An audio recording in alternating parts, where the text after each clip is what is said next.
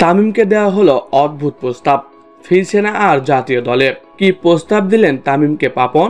হ্যাঁ প্রিয় দর্শক, তাই এই নিয়ে বিস্তারিত জানতে হলে ভিডিওটি না টেনে শেষ পর্যন্ত দেখতে থাকুন। আর আপনি যদি আমাদের চ্যানেলে নতুন হয়ে থাকেন তাহলে এক্ষুনি সাবস্ক্রাইব করে রাখুন। আর ইতিমধ্যে সাবস্ক্রাইব করে থাকলে আপনাকে অসংখ্য ধন্যবাদ। আসন্ন টি-20 বিশ্বকাপকে সামনে রেখে দল নিয়ে ব্যস্ত বিসিবির সবাই চায় তামিমকে টি-20 বিশ্বকাপে, তবে ফিরতে রাজি নয় তামিম। হঠাৎ করে জানা যায় হাথুরু সিং পদত্যাগ করেছে, তাই সব সত্য মেনে নিয়ে আবার জাতীয় দলে ফিরছে তামিম।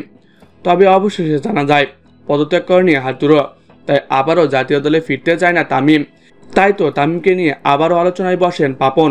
গতকাল আবারও তামিমকে নিয়ে আলোচনা হয় সভাপতি নাজমুল হাসানের বাসায়।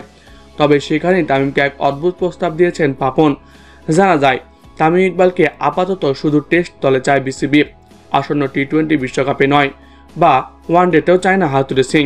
তাই তো শুধু টেস্টে তামিমকে দলে নিতে চায় বিসিবি। আর এমন প্রস্তাবই খেপেছে তামিম ইকবাল। তাই তো জাতীয় দলে আর ফিরছে না তামিম। এই নিয়ে তামিম ইকবাল বলেন, আমি টি-20 ও ওয়ানডে নিয়মিত খেলছি, এখানে আমি কেমন পারফর্ম করছি আপনারা দেখছেন, কিন্তু বিসিবি আমাকে একই অদ্ভুত প্রস্তাব দিল। তারা চায় আমি টেস্ট দিয়ে ফিরি, তবে আমি এখন 5 দিন খেলার মতো ফিট না, আর আমি অনেক দিন যাবৎ টেস্ট খেলিনি, তাই কিভাবে আমি আবারও টেস্টে ফিরব।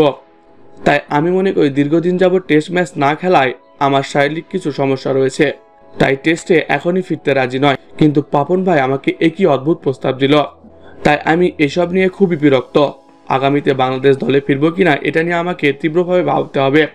তো প্রিয় দর্শক, তামিমকে টেস্ট খেলার প্রস্তাব দিল বিসিবি, এটা দেখে আপনার মতামত কি কমেন্ট করে জানিয়ে দিন। এছাড়াও খেলাধুলার সকল আপডেট সবার আগে পেতে হলে আমাদের চ্যানেলটি সাবস্ক্রাইব করতে ভুলবেন না। ধন্যবাদ সবাইকে।